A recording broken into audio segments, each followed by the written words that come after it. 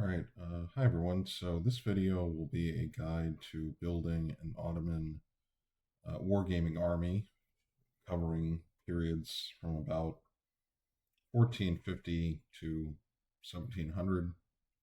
The goal with this guide is just to help you build a versatile army, so core units that if there's a particular campaign or sub period you want to explore, um, you have kind of some stuff to get started. So, um, the structure of the Ottoman army is composed of a few different elements. So, you have the most numerous and most important is the cavalry. This is the feudal cavalry, the Timuriat Spahi. So they are called up for service during campaign. They also performed a kind of law enforcement function in the provinces. Anyway, those troops were the most numerous for most of this period we're going to be talking about. Then you have the kind of irregular raiding cavalry. They're known by a few different names: Ganulu, Delhi, or Akinji. Um, all of these would have been found predominantly kind of in border areas, especially like in the Balkans or later in Hungary. And these guys would have been going out to fight the border garrisons, like Habsburg border garrisons, etc. Not as numerous as the Timurids. And then you have the imperial troops. So these would have been the kind of uh, think of it like the household cavalry and the Janissaries, of course. So you have the Janissary Corps, uh, who are musketeers for the most part. Their numbers kind of increase from the period we're talking about. Like they peak sort of in the end of the 16th century, and then they kind of decrease once again in the 17th century. Not as numerous or as essential when collecting an army as people may assume.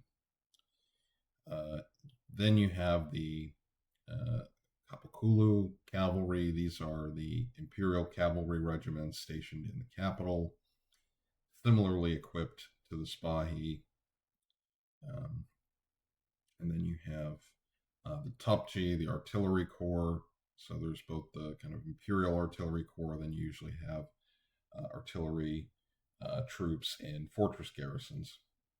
So those are the main elements. And then you have some other more period specific ones that we'll talk about, like you have the Azabs earlier on. These are the kind of Muslim levied infantry, usually with spears.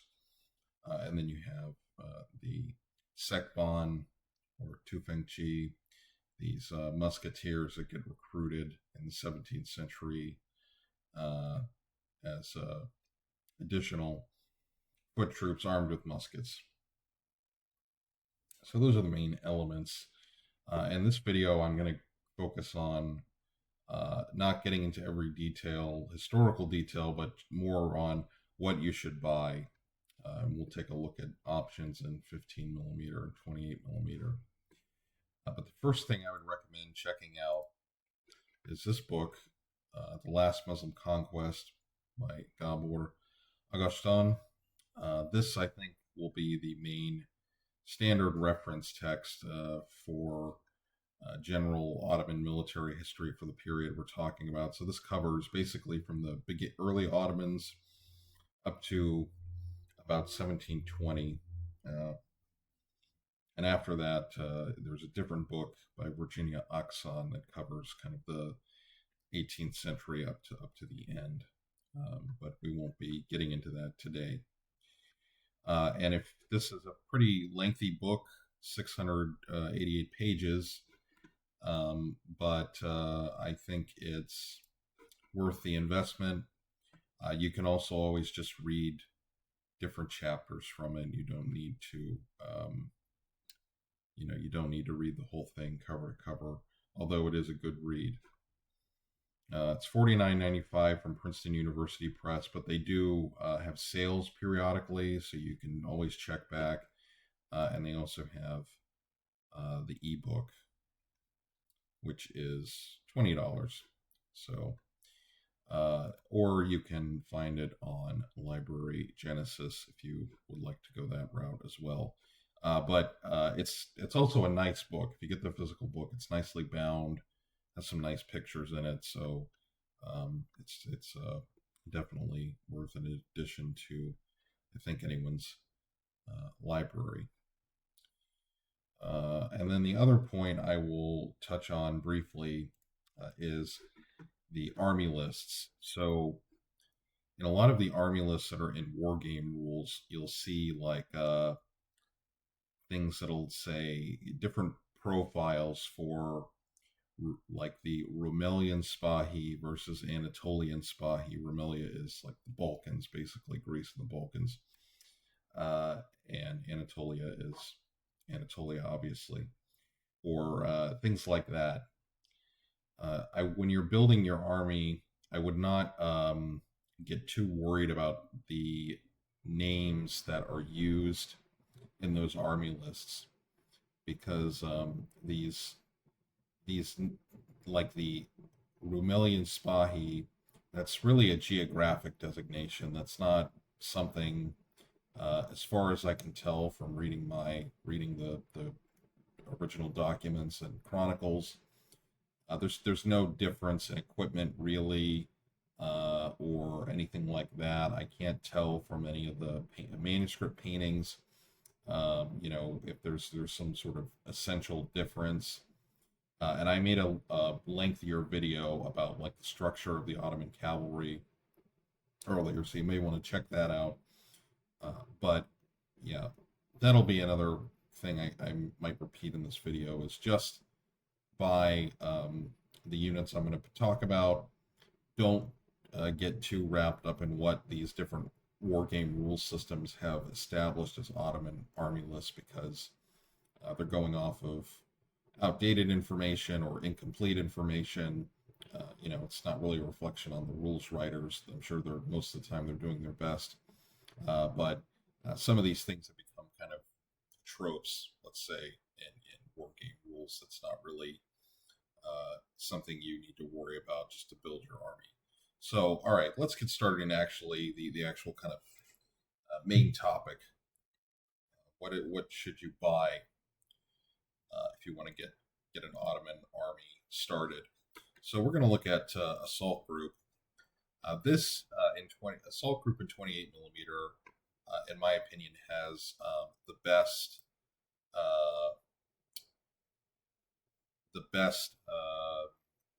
Ottoman range. That, let me adjust this a little bit. Has the best Ottoman range, I think, 28 millimeter. And what I'll do is I'm going to make up a cart, and we can check out, what you might want to buy. Now, the main thing you should buy, if you want, to have a versatile army you can use for many periods, is to buy a lot of cavalry. So what I would do, so these are called Spahi of the Port. Like I said, don't get too fixated on what they call them. I would just buy what you like, and the main thing is, like I said, just buy a lot of cavalry. Oh, let's go back to Ottoman. Where did that go?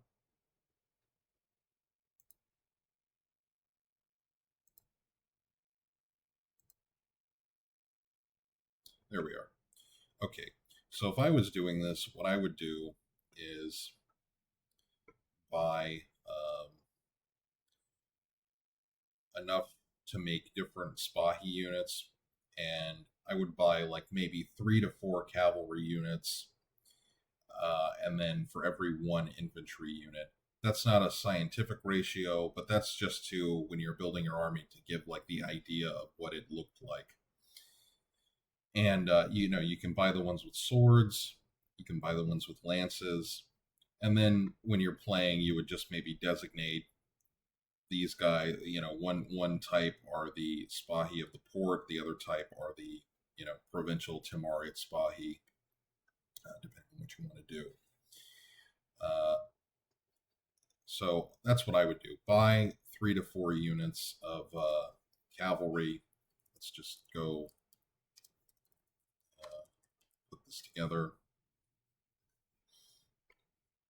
Okay, I'll just pick this one. But like I said, you could get the ones with lances or the ones with swords. That would be really up to what you want to, how you want to build the army. Let's just do 4 of these to give you an idea. Now they do have on Assault Group like pre-made armies. You could do that, but I'm just going to show you what I would do. You know, so we might have to keep clicking ahead.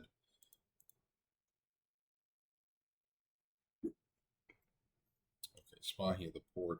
Now you might want to have a few units of these light cavalry, either the Delhi or the Akinji.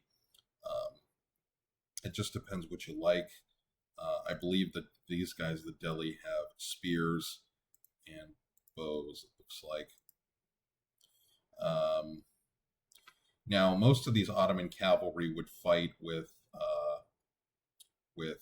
all 3 weapons, all multiple weapons: sword, lance, bow, and then later on pistols as well. I'll just pick these, but like I said, you might want to do Delhis or you can do Akinji. Really up to you. We'll just do 2 of these, and then let's go back.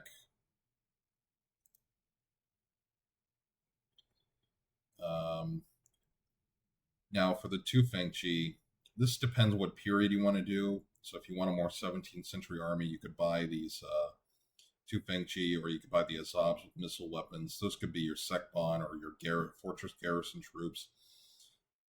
The Levant are more kind of, would it be more naval troops or troops that would fight on the river fleets, the Danube. Of course, we do want Janissaries, but what I would, just starting out, I would only buy like 1 unit. And then if you really wanted to go the extra mile, they have Crimean Tatars. You could get the Tatars as another unit of auxiliaries, but not. It's not totally necessary. Like I said, we're trying to be kind of versatile here. So let's go Ottoman General. So we will need a command, Ottoman General and Staff. Yeah, so let's go ahead and add that to the cart. All right, let's see what we have here. Now, this is going to be pretty pricey. It's 28 millimeter, but this is what I would do. And then, like I said, the Delhi or the Akinji, you could use those. You could get rid of them. So let's just take those out and see. That might bring the price down a little bit. But this wouldn't be a bad way to just start out. Like I said, if there's nothing else you take away from this, just buy a lot of cavalry. That's going to give you the most kind of versatile army, and that's really like kind of the most important element of the army. So that's from Assault Group in 28 millimeter, and this will be the kind of template. Let's say, 3 to 4 cavalry units, then an infantry unit. Could be Janissaries, could be something else. All right, let's go to Khorasan in 15 millimeter. So the Khorasan write-up is also really nice. It has, some notes on Ottoman cavalry. Despite the allure of the Janissary Corps as elite semi-regular infantry, the mighty striking force of the army was its formidable mass of cavalry, Akinji raiders, and Spahi feudal horse. These most certainly would have been very similar in appearance, with the primary difference being function. And yeah, that's correct. So this is nice. This is a nice little write up, and the same thing. So we might want to. Um, I'm not gonna do a card here on Coruscant because it opens up PayPal. I just don't want to show my PayPal information on the video. But yeah, so we have Spahi Feudal Cavalry or Akanji. These are nice figures. I highly recommend this range. Like I said, the same thing. Maybe buy 4 of these, uh, of these different Spahi sets, depending on what you want. A pack or 2 of Delhi or Akanji, depending on what you want. Um, and then maybe 1 pack of Janissaries. Same idea, and then you can get either the High Command. That's the Sultan. This is a nice set. I would get this set just because you can pretty much get like 2 command bases out of it, or maybe if you'd want to split it up even further, you could get 3, or you can get the this pack, the sub command pack that gives you basically two command groups. Um, Up to you. Um, Now, if you want to do the earlier period, like more 15th century, then you might want to get some of the Azabs. Here they have them with bows. You could do that. Azabs with javelins or spearmen. These would work too. Those also look good. And then the artillery sets from Coruscant are pretty nice. And this would be a good 16th century gun setup. If you're doing like maybe Mohoch or something like that. Now, if you're doing an Ottoman siege, if you want to build your army around that, you obviously want more artillery and perhaps more infantry musketeers. But like I said, if you want the most versatile army, get mostly cavalry. And it's the same thing. Like I said, I highly recommend this range. Very nice. The quality of the castings from Coruscant is always very good. Yeah. Okay. Then we'll look quickly at this is Wargamer Poland. Now they haven't re-released all of the Ottoman range. This is the Polish shop, but they do have the Spahi. I've talked before. I kind of have mixed feelings with the quality of the figures from Wargamer, but the great advantage that they have is they do sell these box sets, and you can buy things. You can build up a lot of units quickly, and it looks like they've increased kind of the minimum box size from the blisters of first edition by Fire and Sword. But this is also an option. So just something to keep in mind. They only have the Spahi released right now, but they might re-release the rest of the range. And then finally, we have the Warlord range, which is mostly Janissaries and some Spahi. It's okay. They have the Janissary box set that gives you some musketeers and swordsmen. They have some command packs, things like that. Like I said, they're okay. Not my favorite, but they work. And you could use these if you want to maybe you want to round out with the assault group figures. I have Warlord and assault group in my 28mm Ottoman army. And they mix just fine in terms of proportion. But like I said, I prefer the assault group ones. I have not bought the Spahi from Warlord before, but they seem okay. Like I said, it's always good to have options, and this is a not a bad option to have.